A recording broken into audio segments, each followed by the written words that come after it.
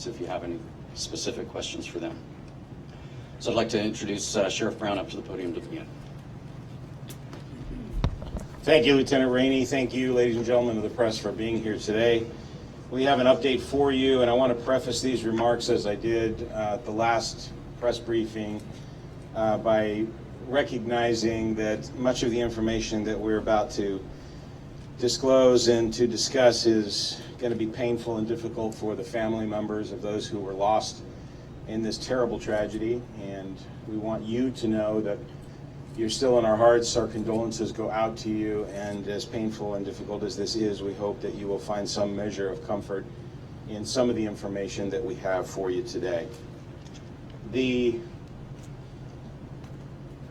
search and recovery operation is continuing, and we have had an incredible response to our mutual aid request for assistance in this search and rescue and subsequent search and recovery operation.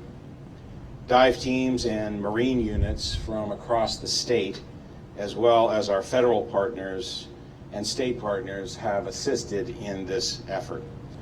They have brought resources as well as technical expertise to the scene. We are in our 5th day now of this incident, and today we will have divers from the Sheriff's Dive Team, the FBI, and the National Park Service in the water once again. Their top priority today is the recovery of the remaining victim that is still outstanding, as well as evidence recovery for the ongoing investigation of the cause and origin of this fire. Today, the salvage operation of the vessel, the Conception, is underway, and Captain Rochester will share more detail about that in a moment. As the vessel is moved during the operation, our divers will search the area that has heretofore been inaccessible to them, as well as search again the vessel itself for the last victim. The ATF National Response Team has arrived and will be assisting as well. I'd like to thank ATFE Los Angeles Special Agent in Charge Carlos Canino, who will speak later in this news conference to share how his office and this special team will be assisting in this investigation. From the standpoint of the coroner's office, so far the Sheriff's Coroner's Office has received a total of 33 of the 34 victims from the Conception. Due to the intense fire that occurred on the vessel, all of the recovered remains have suffered varying degrees of fire damage, which requires DNA analysis to confirm the identities of the victims. For the past several days, the coroner's office and sheriff's investigators have worked diligently to both positively identify victims, to obtain buccal swabs for sample comparison purposes in the DNA process, and to notify the next of kin. I want to share with you the process so that you have a better understanding of the monumental task that our investigators have been facing. When this incident began, our office was presented with a manifest, a list of passengers who were on the vessel, names only, with no other supporting documentation or details immediately available. As we were able to obtain more information through the Family Assistance Center, through the call center, and through other investigative means, we have been able to contact the family and loved ones of the passengers. As of this morning, I am happy to report that we have connected with family members for all 34 victims. The last family to be contacted was the mother of one of the victims, who lives in Japan. As the DNA identification process requires, we have obtained buccal swab samples from families as a result of the assistance of the FBI field offices from throughout the United States and abroad. To give you an idea of the scope of this effort, the FBI connected with one family in Singapore, and another family flew into Santa Barbara yesterday from India. We have been assisted by a host of allied local, state, and federal colleagues. Far too many for me to name individually at this press briefing. But I do want to give special thanks to Sacramento County Coroner Kimberly Jin who immediately responded to our request for assistance with the ANDE, the ANDE Rapid DNA System, technology that her office is trained in and used during the Camp Fire's subsequent coroner's investigation. Her staff, as well as support from the ANDE Corporation, who brought a second rapid DNA system to us from their offices in Colorado, has been invaluable in the process of rapidly identifying victims, allowing us to bring some measure of solace to some of the loved ones. The Los Angeles County Medical Examiner's Office has been a tremendous help with the coroner's investigative process as well, and I just want to give a special thanks to all of them and to all of our coroner staff and our divers who have been engaged in this terribly difficult process of recovering these victims and bringing them to the Coroner's Bureau for examination and for ultimate release to the family members. The Coroner's Office is charged with determining the cause and the manner of death. This process is ongoing, and we will not be able to make those determinations final until toxicology results are in and the investigation into the cause and origin of the fire is complete. The Sheriff's Office will not be releasing the passenger manifest in whole out of respect for the families and in order to allow our investigators to make proper next of kin notifications. However, we do intend and will release the names of victims after we have positively identified them and have notified their next of kin of that positive identification. As of this press conference, we have been able, through the DNA process, to positively identify 18 of the victims. In 9 of those cases, we have been able to contact and notify the next of kin of the victims. And those 9, I will release the names to you right now. Those victims are Raymond Scott Chan, aged 59, of Los Altos, California. Justin Carroll Dignam, 58, of Anaheim, California. Daniel Garcia, 46, of Berkeley, California. Mary Beth Guiney, 51, of Santa Monica, California. Yulia Krashenaya, 40, of Berkeley, California. Alexandra Kurtz, 26, of Santa Barbara, California. Caroline McLaughlin, 35, of Oakland, California. Ted Strom, 62, of Germantown, Tennessee. And Wei Tan, 26, of Goleta, California. This list is representative of the diverse makeup of the passengers and crew who were aboard the Conception on that fateful day. They were from our local area and from throughout California, from across the United States and from around the world. Their tragic loss has devastated countless family members, loved ones, friends, and colleagues.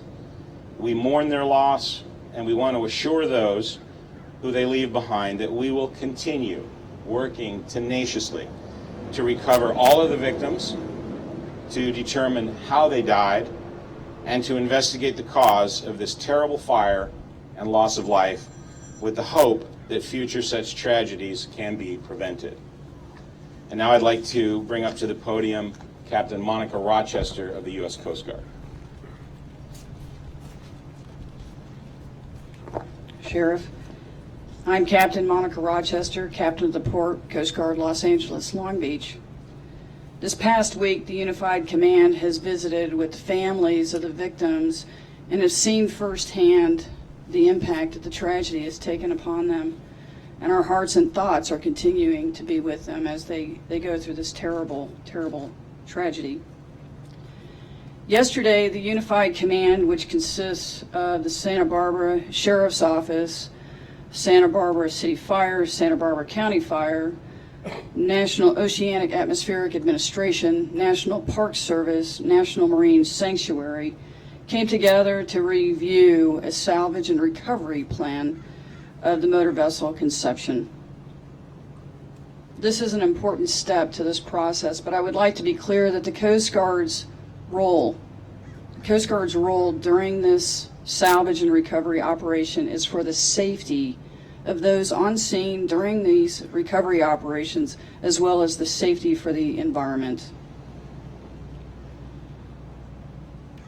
Salvage operations can take some time. It is a very exacting tolling process on the folks that are on scene, the divers that have to assist in the continued assessment and rigging of the vessel. So it's not a hurry up and lift and be placed on the barge. It's an incremental effort to make sure that we try our deliberative best to keep the vessel intact for further investigation requirements. We will also continue to monitor the operation to provide updates as necessary as they become prevalent for us to do so.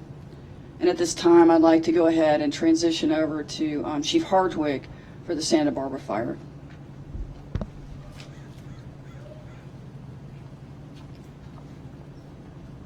Thank you, Captain Rochester. Mark Hartwig, Fire Chief and Fire Warden for the County of Santa Barbara.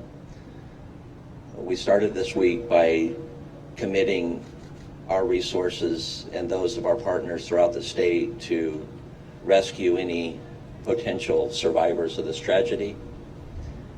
We then continued to commit our resources to recovery and recovering the victims and family members of this tragedy.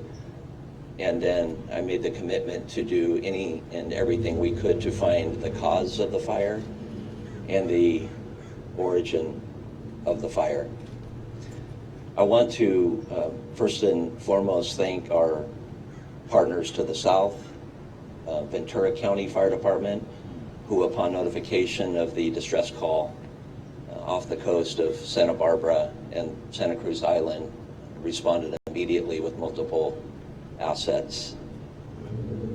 As we commit to finding the cause of this fire and the origination point of this fire, I promised that we would leave no stone unturned.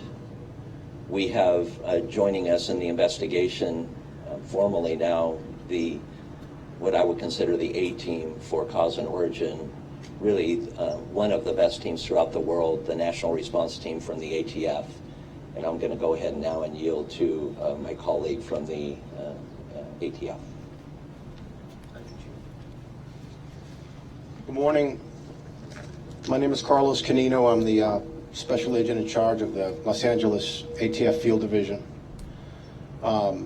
Before I say anything, I will not be taking any questions. I'll just be talking about the National Response Team and their capabilities. So, and the reason for that is right now, until they get on the scene and we have more information, anything that I would say would be speculative, so I do not want to do that.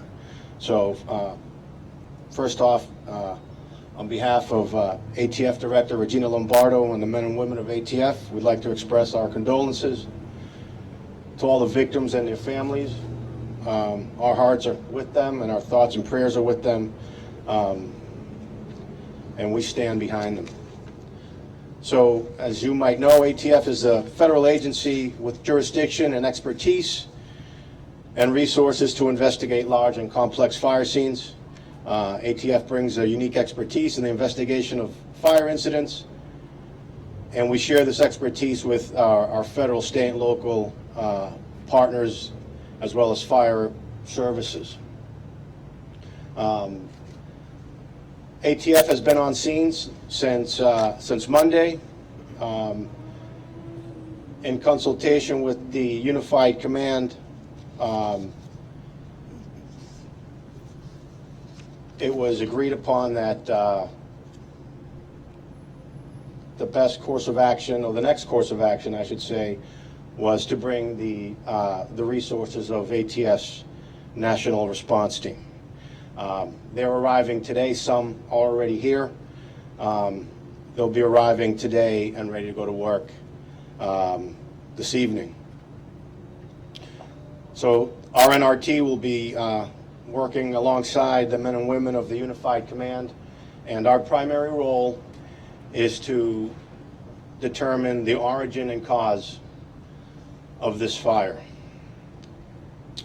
The NRT is comprised of senior ATF special agents, certified fire investigators, forensic mapping specialists, explosive enforcement officers, fire protection engineers, electrical engineers, forensic chemists, and other professionals.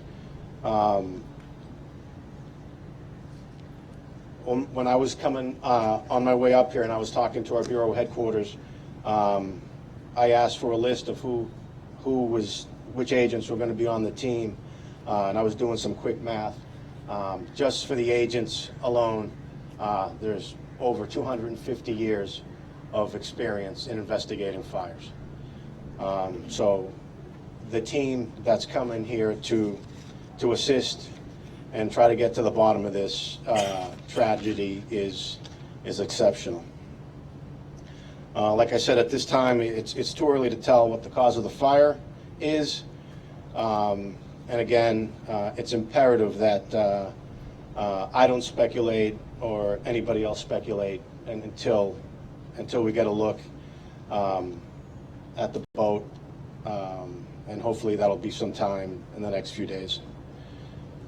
In complex investigations like this, where there's a large loss of life, we take our time, process all the evidence, and we don't put time limits on how long we're going to be here. We'll be here as long as we're needed.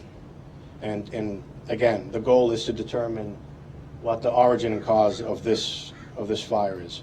I spoke to our director,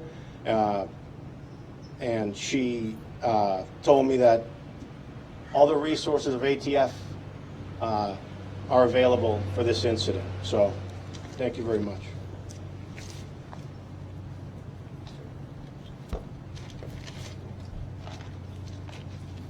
Good morning. My name is Suzanne Grimacy. I work with the County of Santa Barbara Department of Behavioral Wellness. We have together joined hands and hearts and made it through an incredibly difficult week. I feel both honored and humbled for the opportunity to have made connections with so many of the families who had loved ones aboard the Conception.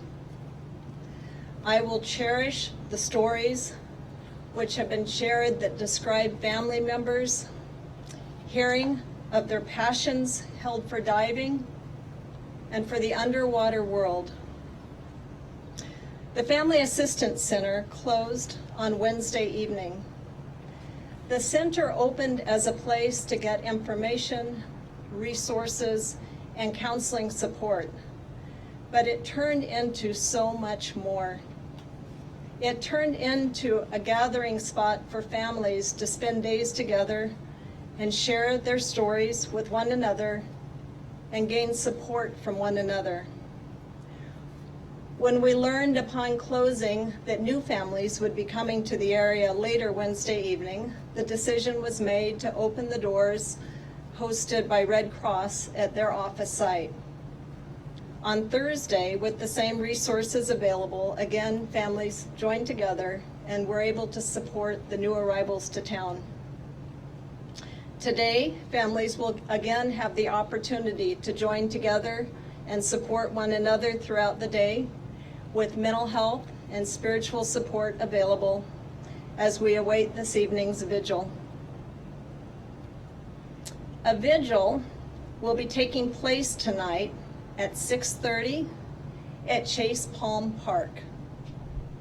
The vigil offers a time for community to come together to show support, to grieve, to receive the support of others, but above all, an opportunity for us together to honor the 34 lives which were lost on the conception.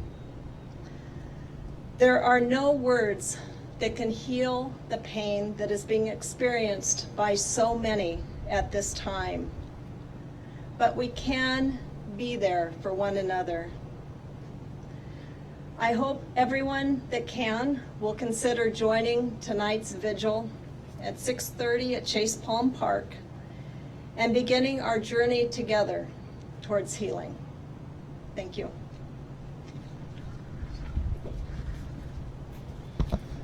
We're happy to take questions at this time, but just in an effort to keep our questions clear and organized, please raise your hand, wait to be called on, and when you are, state your affiliation and your question and who the question is for specifically, and we'll bring that person to the podium to answer that for you. And I also just want to start by saying, as the sheriff mentioned, this is an ongoing investigation, and there are just some things that we're not at liberty to discuss as far as the investigation itself. So please remember that when you're asking your questions. Hi, Chris Bankley, CBS News. Two quick things. The fact that the ATF is participating now, is that any reason to think that this has moved into more of a criminal investigation than an accident investigation? And the second part is weather conditions as far as trying to raise the boat. Probably two questions, one for the sheriff and one for Captain Rochester. So in response to your first question, the investigations that are underway, and I emphasize investigations because there are multiple agencies investigating multiple aspects of what happened during this tragedy. We are looking to determine what happened, and a criminal element to that is always a possibility and is always something that we would want to make sure that we have evidence for and that we investigate. But at this point, no one has been charged criminally, and we are proceeding alongside our partners, and people who have been brought in for a reason because of their specific expertise in specific areas. The NTSB with transportation-related disasters, the ATF, because this was fire, the ATF national team is probably the world's foremost in terms of investigating fires. We want to make sure that we investigate every aspect of this. So it has not turned into a criminal investigation at this point. It is an investigation that is looking into all related and associated elements to the terrible tragedy. And then I'll let Captain Rochester answer the question on salvage. Thank you, Sheriff. I'm sorry, can you repeat your question? Captain, the NTSB had told us yesterday that winds were becoming a challenge with the efforts to recover the boat. I'm just curious where that effort stands. Okay, so the question was, winds are offering a challenge to this operation. Am I characterizing that correctly, sir? That is a big consideration. We are monitoring the weather patterns very deliberately. The forecast beginning later on this afternoon has winds increasing to about 35 knots, which puts the salvage in a precarious situation. They have thresholds that will go beyond the comfort of their safety level for the folks that are actually participating on site during the salvage operation. So if that comes to that, to where the vessel has not been placed on board the barge at that point, I will make that determination that we will suspend, ensure that the vessel is appropriately anchored in consultation with the National Park Service, in consultation with the National Marine Sanctuary, and put the barge and the tug in a safe haven, and we'll wait for those winds to die down. Again, those are forecasted through the rest of the weekend, and hopefully that will subside and we'll be able to return the salvage operations and the equipment back on station sometime Monday. So it sounds unlikely you raise the boat today. I don't have the definitive answer to that. Again, this is a very deliberate process. It's not a fast process to raise that, so I don't have that information at this time. Yes, sir. With the 70 guys here from the AP, the one remaining person, have they been located, like some of the other bodies you knew they were, you just couldn't reach them, or is this one completely unaccounted for so far? The question was the one remaining victim who has not yet been recovered. Have the remains been recovered, or are they known to be somewhere, and we haven't been able to get them. They have not been recovered at this point. We don't have any indication as to that person having been, seen or whatever, like we had a few days ago where we couldn't get the certain victims. But with today's salvage operation, we're hoping that by raising or partially raising the wreckage, that our divers will be able to access areas that heretofore have been inaccessible to them as they have conducted their recovery operations. But at this point, that person, the remains of that person do remain outstanding. We do not have, we have 33 of the 34 victims recovered.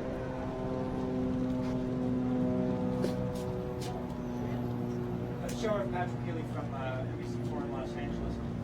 Based on the interviews your personnel did earlier in the week with the survivors, was there any indication that any of them was serving as a rover, as a night rover? Yeah, there's a question that's relating to some details of the investigation and interviews in the investigation, and I'm just not at liberty to discuss any of that right now. That's part of the ongoing investigation, and those are the types of questions that myself nor anyone here is going to be able to answer for you today. Mark Quincy, LA Times. Sheriff, you say all 5 were asleep, and TSB said yesterday in the afternoon that 3 of them, during interviews, there's indication. Maybe can you guys ascertain whether they were all asleep or was anybody awake? The question was the NTSB information indicated that 3 of the surviving crew members indicated that they were asleep, and I heard the same information that you did, but I don't have any ability to comment beyond that other than what has already been in the public domain and has been released. Any other questions? Yes, sir. 2 questions. Could you say from a Coast Guard standpoint, do the regulations mandate that a roving night watchman is aboard the ship and awake for that size of boat? The question was, do the regulations stipulate that there's a requirement for a roving watch and to be awake at the time? I cannot quote the regulations verbatim. I can tell you the certificate of inspection articulated that there was a roving watch required for that vessel. And I'm sorry, I didn't myself fall on CNN. Could you say what sources or possible sources of fire have been ruled out, or if there's an area of focus?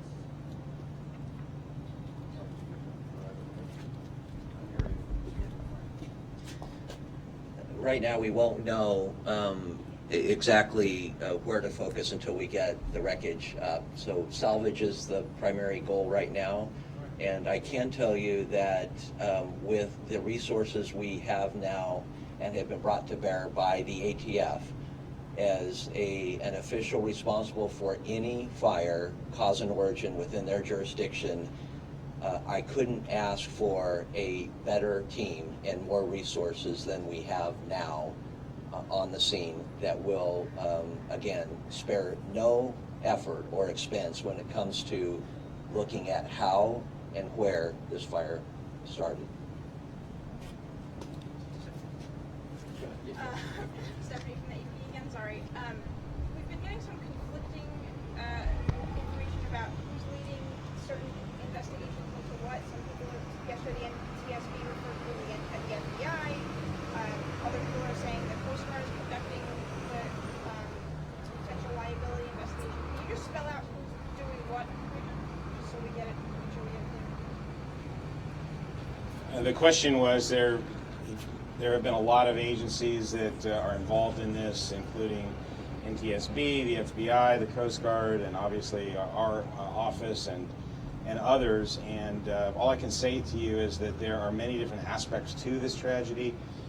Every agency that is here involved in this through the Unified Command and through an independent investigation such as the NTSB is all are utilizing their expertise and their responsibility and their charge to investigate certain aspects of the investigation. So there are a host of different things that are being investigated by a variety of agencies, and there are other agencies who are here in support of those operations because they have expertise, whether it be in the recovery of evidence, the analysis of evidence, or what have you. So it's perfectly appropriate and natural that we would have a wide variety of federal, state, and local agencies involved in this investigation. Sheriff, Simon Dooley, CBS News. Of the 31 families, how many DNA, or how many families have you received DNA samples from, and what do you anticipate having all of them? Yeah, I can't give you. The question was how many of the victims do we have familial DNA samples to be able to compare the DNA that we've been able to extract from the victims who are in our care at the moment. I don't have a definitive answer for you up to date. I can tell you that as of yesterday, we had 20 samples. We had a variety of samples that were en route to us from various parts of the country and indeed the world, having been gathered through the assistance, as I said earlier, through the FBI field offices. We don't I don't believe we have all of the samples yet, but we have made contact with all the families, and those samples will be forthcoming. And once those samples get here, and once we have them, we have the capacity to make those identifications within a matter of hours. Hi, Sandra under Fox 11. Perhaps a question for the Coast Guard.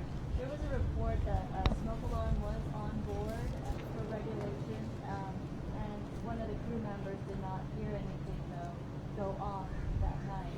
Do you know where the smoke alarm would be located on board? Okay, as the question was, smoke alarms were on board the vessel and what their locations are.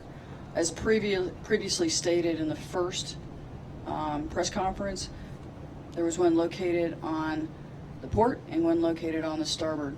So starboard is right and port is left of the berthing space. So, but above deck. I can't speak to that. I can't speak to that. I don't have firsthand knowledge. And there were no sprinklers on this craft? Sir, I can't speak to that. I don't have firsthand knowledge of it. Thank you for asking if there were sprinklers on board the boat.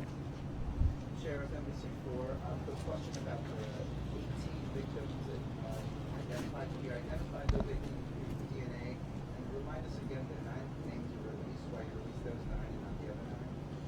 Yes, the question was, did we identify the 18 the 18 people who've been positively ID'd so far through DNA, and why did we release 9 and not the rest of the names, if that's sort of close to what the question was. The reason that we didn't release the other, or not releasing at this point, the other 9 is because we have not been able to make notifications to the next of kin that we have made those positive IDs. And we don't want families to find that information out through a newspaper article or through a news broadcast. We want to be able to personally explain to them what's happened and what's going to continue to happen in the care of their loved one. We will be releasing periodically more of those names, and I'm confident that we will likely have additional names to release, if not by the end of the day, certainly by tomorrow as well. A, are you planning to release the names of the crew? And B, does the Truth Aquatics federal lawsuit, does that affect the investigation in any way? So the question was, are we planning to release the names of the crew, and has the, I'm sorry, what was the last one? The Truth Aquatics filed a federal lawsuit yesterday to limit liability. Does that affect the investigation? And then there was a question about a federal lawsuit that was filed apparently by the company in federal court yesterday. Let me take those second and first in order. I don't have any information to you for you about the federal lawsuit. That's something you have to direct towards other authorities in the legal system. With respect to your first question, I think that, I'm sorry, you said that. Are you releasing the name of the crew? Yeah, the crew members, I'm sorry. We will not be releasing the names of the crew members at this time. I can't speak for NTSB or for the other organizations that are involved. Will you send out a list of the names you've identified, spellings and whatnot that you read off? Yes, we'll put a press release out subsequent to this press conference that'll have that information. Thanks. Sheriff, do you speak to what the difficulty is in contacting these family members? The question was, what is the difficulty in contacting these family members? As I indicated earlier, these family members are scattered across a wide area throughout the state, throughout the country, and in some cases throughout the world. And typically, these are notifications that we do not like to make over a telephone call. This is information that we would like to address families face to face and follow up with questions. So that's really what's driving a lot of this at this point. Is the boat company working with you all about any issues at all with them? You mean with respect to the families? Identifying who they are? So the question was, is the boat company, was the question, are they working with us to identify the families? It's important to remember that this was a chartered trip. The chartering company was separate from the company that owns the vessel. So the company that booked the charter, we had some delays in getting information because the co-owner of that company was aboard the Conception and was lost on the Conception. She was one of the names that I just read to you a few moments earlier, Miss Kurtz. She had documentation and information that was aboard the Conception that was lost when it was lost. We were able to, through a secondary set of information that was in the custody of her husband, who was the other co-owner and who was also a dive instructor, who was on a remote dive in South America. We were able, yesterday I believe, to finally get the information from the booking that had more detailed information about dates of birth and addresses and contact information in the event of emergency and so forth. There was information that we just didn't have at the very beginning of this event. Brooke Holland with News Hub. Have you conducted autopsies? How many and cause of death? So the question is, have we conducted autopsies and how many and what was the cause of death? So we have made a determination that we are not going to conduct autopsies on these victims, traditional autopsies. We have done external examinations. We have done toxicology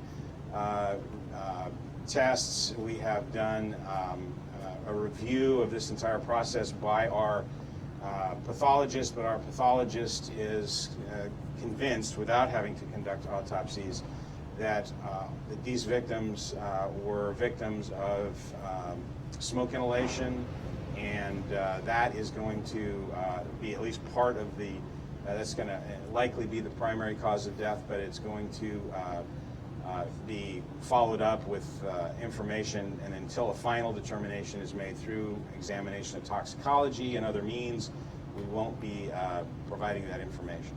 Sheriff? If you guys can just please raise your hand, wait till you're called on, state your affiliation. That way we can control the flow of questions. Sorry, I was around this side, probably invisible to you. Jean Yamamura with Santa Barbara Lieutenant. In talking with the troop components, we understand there were two captains on board, primary and secondary. Were they both licensed for this boat? I'm going to defer that question to the Coast Guard. I don't have any information about that. I'm not sure that she will either, but I'll let her answer that. I'm sorry, ma'am. The question was, there were two licensed captains on board the boat, and were they licensed to operate this particular type of vessel? Okay. There is a manning requirement on the certificate of inspection, but I don't have that information in front of me, but we most certainly, can produce that for you. Yes, ma'am. I'm sorry, I couldn't hear. I couldn't hear you. Candace from CBS 2 News, Los Angeles. Outside of the winds having posed challenges to bringing the boat out of the water, what other difficulties have there been? You did mention some safety concerns regarding the team and the environment. Can you just speak to that? Sure, certainly. So the question was, what other challenges have been posed in addition to the winds? With winds comes some pretty treacherous currents. So, the divers can only stay on station so long and battle the currents, and, they would become fatigued very quickly and put them in a precarious situation that could, put them in an unsafe position. So the divers with the combination of the winds and the currents, the divers would have to actually exit the water until we have a more stabilized natural environment. Patrick, for Captain, if you would, just like a follow, just to clarify the process here, and given what an enormous challenge salvage is today the first day when an effort will be made to start to raise the vessel, and if everything goes well, is it conceivable you could do that before the wind comes in? So the question is, thank you, sir, for your question. The question is today the first day that we've been able to begin raising the vessel, and is it conceivable that it could be raised prior to the winds? Today is the first day that we've commenced actively changing the aspect of the vessel, and what I mean by that, so if you recall, the vessel is upside down, and so we call that inverted. And so the first step is to gently roll over the vessel with the appropriate rigging equipment, and then have that stabilized prior to beginning the raise. And as I indicated previously, it is just not a fast raise. It's going to be a very gentle raise to try and retain the vessel to be intact. With that, that could be a very lengthy raise, and I have not seen the updated weather report, so I can't give you a definitive on, if we could conceivably complete that prior to the onset of the weather, sir. Captain Mark Quett, the LA Times. Can you please explain the role of the night watchman, what they're supposed to do? Are they supposed to stay in one area of the vessel? Are they supposed to roll? Just any explanation you can give would be helpful. Okay, so the question was, can I explain what the role of a night watchman is and a roving watch? So with that, specifically what the language was on the certificate of inspection, I personally read roving watch is required, but beyond that, what the stipulations are, I can't speak to that. Is there some general terms you can use that other vessels use, that your own fleet uses? I can't speak to that, sir. I don't have that information. And I just follow that real quick. When you talk about a roving watchman, what is the role of that person? The role of that person is exactly that, is to rove and check the safety of the area that they've been placed in charge of. Just a follow-up question, follow up on the AP question. Can you just give us a thumbnail outline of who's investigating what, say just with Sheriff, NTSB, ATF, Coast Guard, FBI, those agencies? So the question was, can I give a thumbnail of who's investigating what aspects, what's being investigated by what? And I could give you one. I'm reluctant to do so because I'm inevitably not going to include everyone and do so completely accurately. But just to give you an idea, the Coast Guard obviously is here to investigate the marine-related aspects of this accident. They were involved in the initial rescue response. They are now in charge of the marine scene, as it were, protecting that area and overseeing the salvage operations and doing a host of other things there as well. They also have several other team members and aspects that they investigate as well in this, and are part of this with respect to more technical types of things. The Sheriff's Office is investigating. This occurred within the jurisdiction of the County of Santa Barbara, and our agency is responsible for conducting the death investigation. I am, in addition to being the sheriff, I am also the coroner for Santa Barbara County, and so we are conducting a coroner's investigation, and we have responsibility in that area as well. The fire department, as you heard before, is involved in determining cause and origin of this, but because it is there is concurrent jurisdiction here, we also have the resources, obviously, of the federal government here with the ATF National Response Team that has come, as well as the NTSB, which is responsible for investigating accidents of either aviation or marine or rail of a nature along those lines. And I'm sure I'm missing some others, but basically those are the areas of responsibility that are there, and then there are a host of other investigative agencies that are in support of those operations because they have expertise in everything from underwater evidence recovery to the investigation of fire after the fact and so forth. So those, the FBI is actually part of that. They have their dive team is an evidence recovery team that is here as well. Are they just in that support role then, or? They are in that role and other roles of support to other federal agencies because they're investigative in nature, and as I indicated, they have been in direct support of us in terms of this attempt to get everybody identified.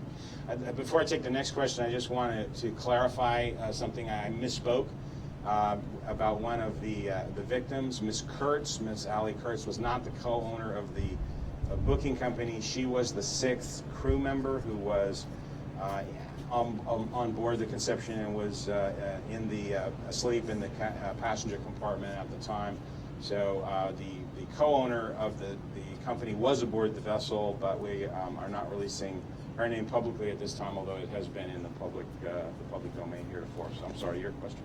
Stephanie from the AP again, sorry. Why the decision not to do full autopsies, and the fact that the medical examiners believe that they died of smoke inhalation? Does that mean that they died before they were burned? So the question is, why no autopsies, and why? Because you believe the cause of death to be smoke inhalation. Yeah, and because is that because of the cause of death is believed to be smoke inhalation? So the cause of death, the preliminary indications are that the cause of death was smoke inhalation. As I indicated earlier, we will not have a final cause and manner of death until all aspects of the coroner's investigation, including toxicology results, come back in.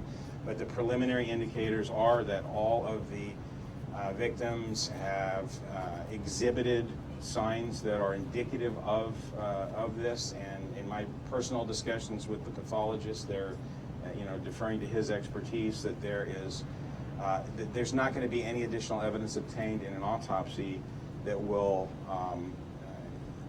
confirm that, other than the fact that it will delay the process in terms of releasing the remains to the family members, and this is something that we are